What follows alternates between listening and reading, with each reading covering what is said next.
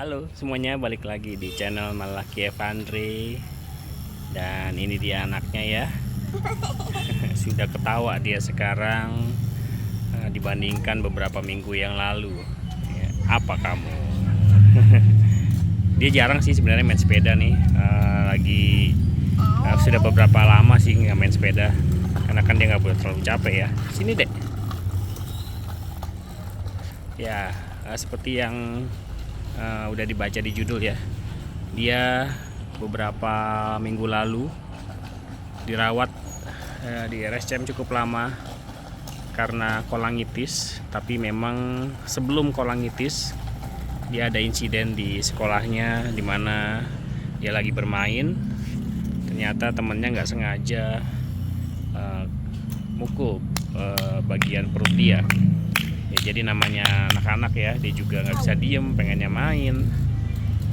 Mungkin lagi kejar-kejaran sama temennya, temennya nggak sengaja apa sih kamu? Ini papi mau cerita dulu nih. Ya, nonjok perutnya dia gitu loh, jadi nggak sengaja sih. Kenapa sih bilang nggak sengaja? Karena memang temennya dia ini anaknya baik, bukan anak yang nakal. Jadi saya pikir sepertinya nggak sengaja lah temennya dia itu. Dan udah dibilang juga sama gurunya, memang temannya yang nonjok.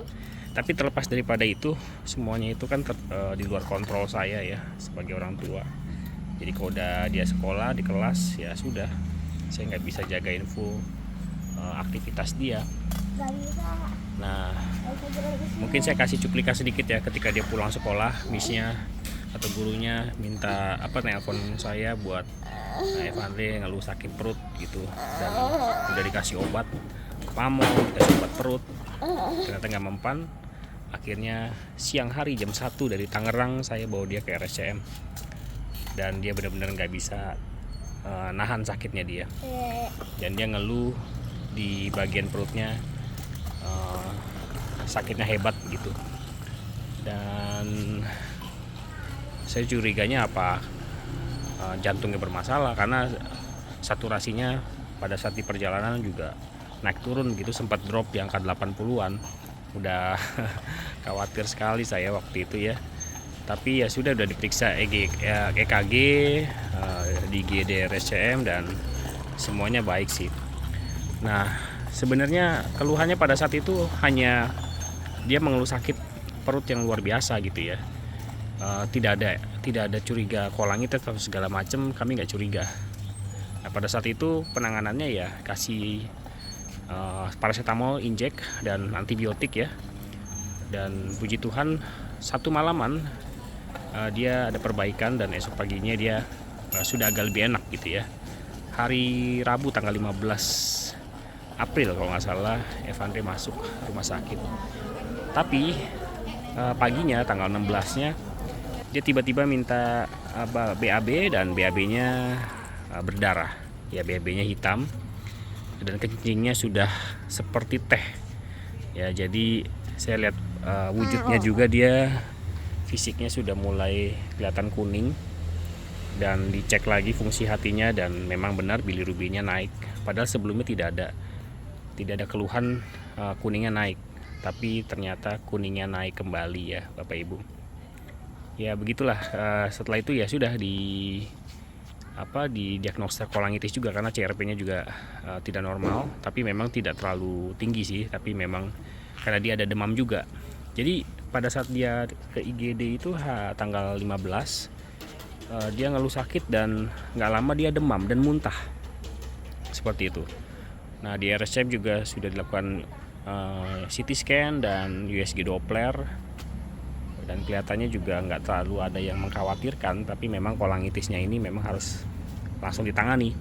Nah, setelah itu baru deh antibiotik ya dicet, diperbaiki ininya perosotannya. Nah, setelah itu baru 14 hari dia terapi antibiotik, dan setelah pulang setelah 14 hari, maksudnya tanggal 29 Mei berarti ya, 29 April berarti ya, kalau 14 hari mulainya tanggal 16, 14 hari ya.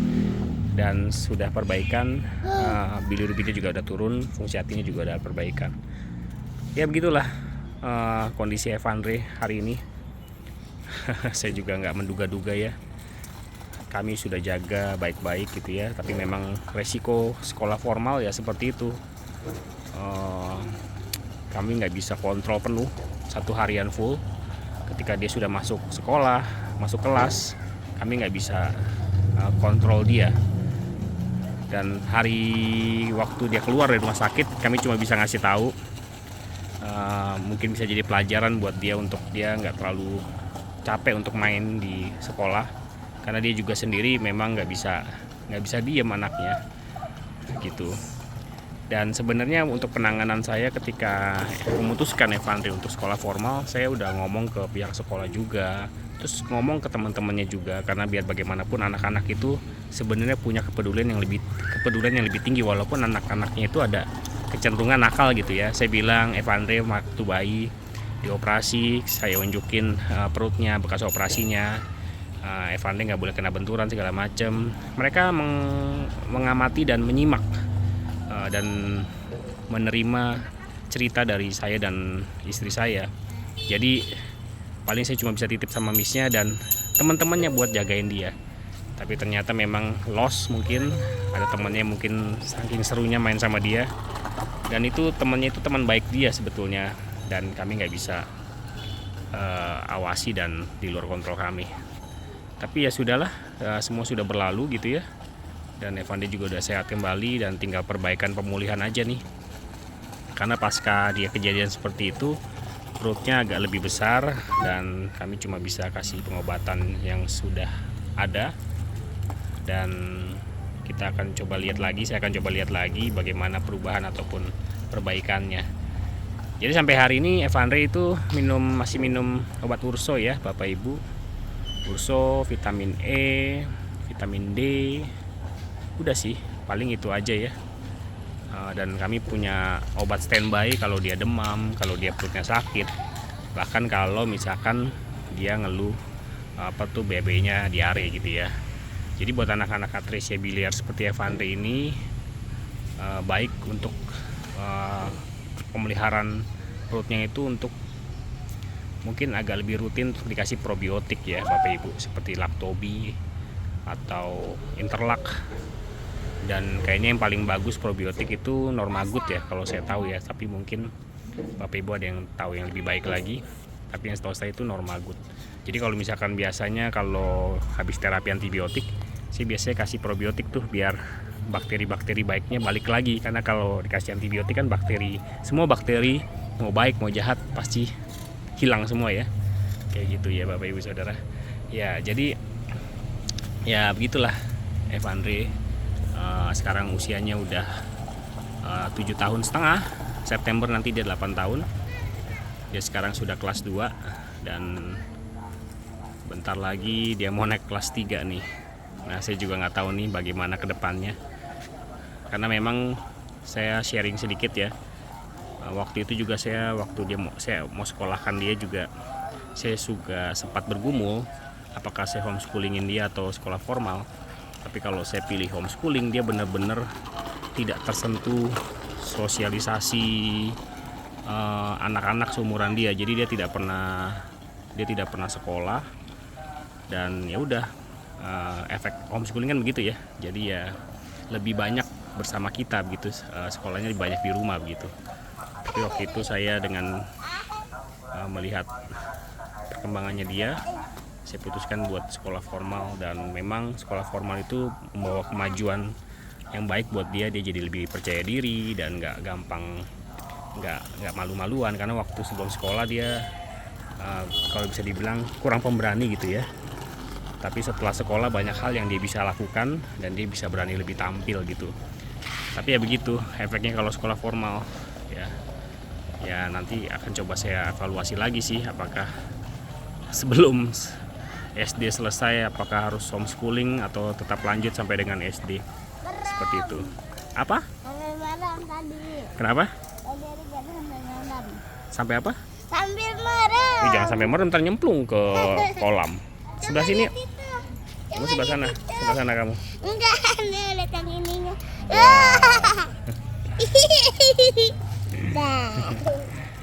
Kamu capek gak?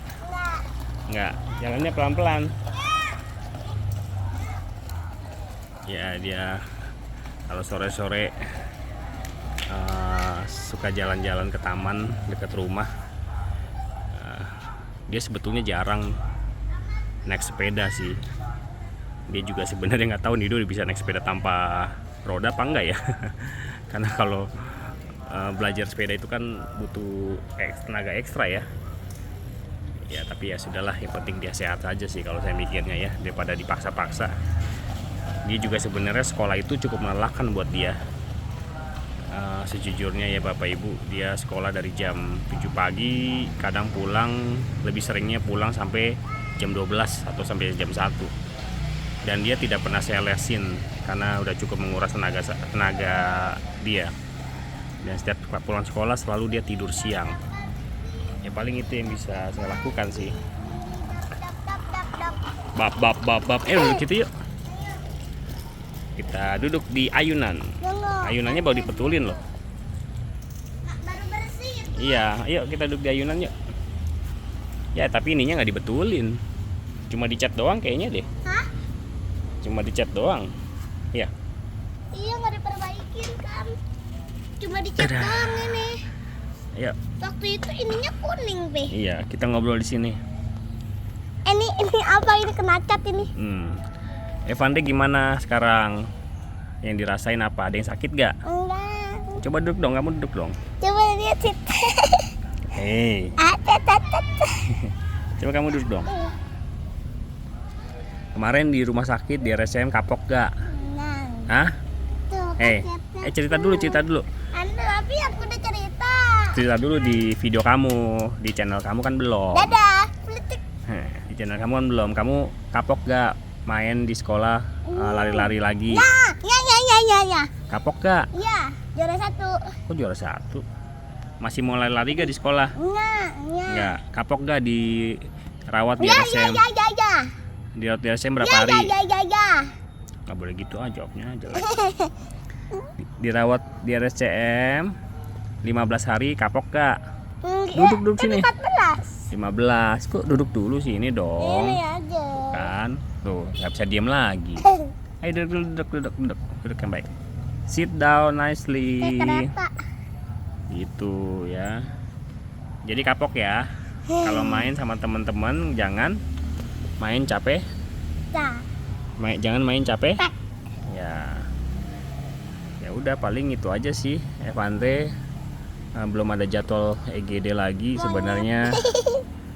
Tadinya pas kemarin sekalian dirawat tapi ternyata nggak bisa diundur evaluasi EGD-nya.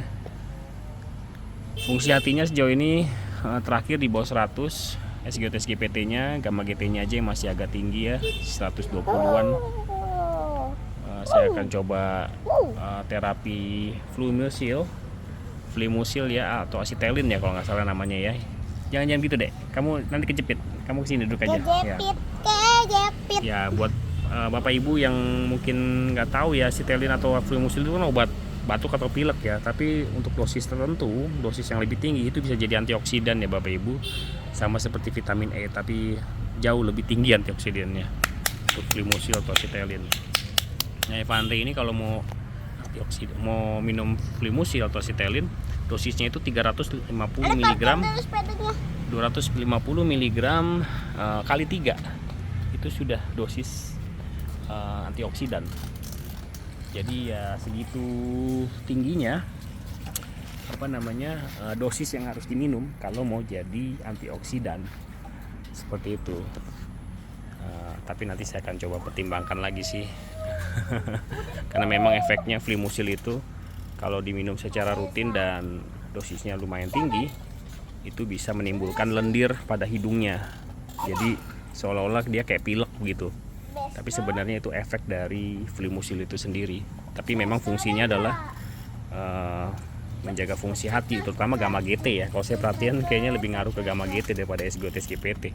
Kalau saya perhatikan seperti itu, karena memang Evande sudah pernah beberapa kali minum Fluimusil atau asitelin. Itu fungsi hati SGOT-SGPT-nya nggak terlalu pengaruh banyak, tapi gamma GT-nya lumayan berpengaruh. Tapi nanti akan saya coba lagi sih. Ya paling itu aja ya Bapak Ibu Saudara. video yang bisa menjadi update buat kehidupan Evandre sampai hari ini. Tebur. Puji Tuhan dia baik, walaupun ada insiden di beberapa minggu yang lalu. Ya begitulah menghadapi anak ini ya, deg-degan terus. Setiap hari pun saya selalu cek matanya, skleranya ya, kalau bisa ngelihat dari situ apakah bilirubinnya naik atau enggak, dari kencingnya, dari BAK-nya, BAB-nya. Ya, anak gangguan hati itu harus dilihat pertama kali ya dari itu, BAK, BAB yang menjadi triggernya. Dan kalau demam itu bisa mempengaruhi fungsi hatinya. Jangan dekat-dekat gitu deh, nanti kecemplung kamu. Kecemplung nggak lucu loh. Jangan ketawa. Jangan, Aku juga mandi. nggak lucu loh kalau kecemplung. Aneh mau ngobrol. Ayo udah ngobrol aja nih, udah masuk nih. Dan nih papi mau tutup nih videonya. Apa mau ngomong apa? Muah-muah. Pesan-pesan buat teman-teman Evandre yang hidupnya sama kayak Evandre apa? Weh, pesan-pesannya apa? Enggak tahu. Ya nggak tahu, masa nggak Nggak tahu? punya. Ya nggak punya apa? Punyalah. Ya paling pesan dari saya, tetap semangat ya Bapak Ibu yang punya anak seperti Evandre. Dan ya pokoknya tetap semangat sih. Tetap semangat buat kita orang tua yang menghadapi anak seperti Evandre ini, pasti cukup mengerti lah ya Bapak Ibu ya. Jadi walaupun memang lelah, capek ya, minum obat, bolak-balik ke rumah sakit, cek ini cek itu, memperhatikan fisiknya dia. Tapi ya itulah yang memang harus kita jalanin. Ya, tidak usah mikir-mikir transplant. Nikmati aja hari ini, hari esok Tuhan yang punya. Terima kasih, sampai jumpa di video berikutnya.